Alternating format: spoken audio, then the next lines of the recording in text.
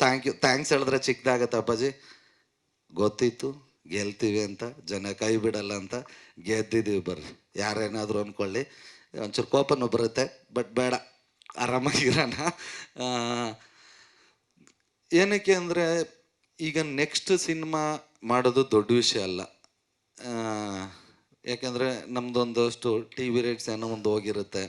ಈಗ ಮೊದಲನೇ ಸಿನಿಮಾದಲ್ಲಿ ಜನ ಇಷ್ಟಪಟ್ಟು ಒಂದಷ್ಟು ಆಶೀರ್ವಾದ ಮಾಡಿ ನಮಗೊಂದಷ್ಟು ಕಲೆಕ್ಷನ್ಸ್ ಕೊಟ್ಟಿರ್ತಾರೆ.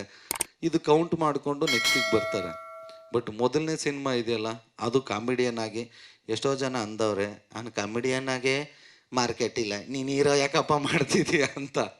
ಸೊ ಅದು ಯಾವುದು ತಲೆ ಕೆಡಿಸ್ಕೊಳ್ದೆ, ಯಾವುದನ್ನು ಮನಸ್ಸಲ್ಲಿ ಇಟ್ಕೊಳ್ದೆ, ಕತೆಗೇನು ಬೇಕು ಅದನ್ನು ಪೂರ್ತಿ ಒದಗಿಸ್ಕೊಟ್ಟು ಎಲ್ಲೂ.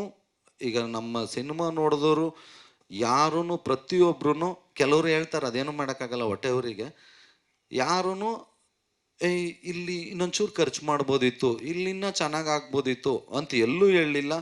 ಅದಷ್ಟು ಫುಲ್ಫಿಲ್ ಮಾಡಿದ್ರು. ಒಂದು ಮಾರ್ಕೆಟ್ ಗೊತ್ತಿಲ್ಲದೆ ಇರೋ ಹೀರೋಗೆ ಒಂದು ಕತೆ ನಂಬ್ಕೊಂಡು ಕೋಟ್ಯಾಂತರ ರೂಪಾಯಿ, ಈಗೇನು ತಮಾಷೆ ಅಲ್ಲ, ಒಂದು 6-7 ಕೋಟಿ ದುಡ್ಡು ಅನ್ನೋದು ಹೇಳೋಕ್ಕೆ ಈಸಿ. ಬಟ್ ಸಂಪಾದನೆ ಮಾಡಬೇಕಾದ್ರೆ ನಾವು ಬರೀ 1 ಲಕ್ಷ ದುಡಿಬೇಕಾದ್ರೂ ಸಿಕ್ಕಾಪಟ್ಟೆ ಕಷ್ಟ ಇದೆ. ಯಾಕೆಂದರೆ ಒಂದು ದಿನಕ್ಕೆ ನಾವು ಕೂಲಿ ಕೆಲಸ ಮಾಡಿದ್ರೆ 350 - 400 ರೂಪಾಯಿ ಅಷ್ಟೇ ನಮಗೆ ಸಿಗೋದು.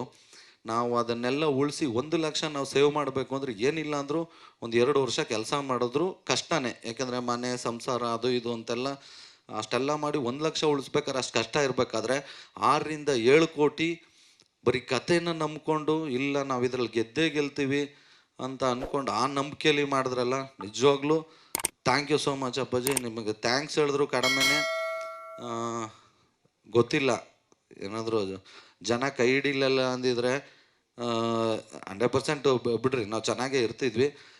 ಬಟ್ ನಾನಂತೂ ಗೊತ್ತಿಲ್ಲ, ಮೇ ಬಿ ಇಂಡಸ್ಟ್ರಿ ಬಿಟ್ಟು ಹೋಗ್ಬಿಡ್ತಿದ್ದೆ ನಾನು, ಹಂಗೆಲ್ಲ ಡಿಸೈಡ್ ಆಗಿಬಿಟ್ಟಿದ್ದೆ. ಬಟ್ ಇವತ್ತು ಜನ ತುಂಬ ಜನ ಕೈ ಹಿಡಿದ್ರು.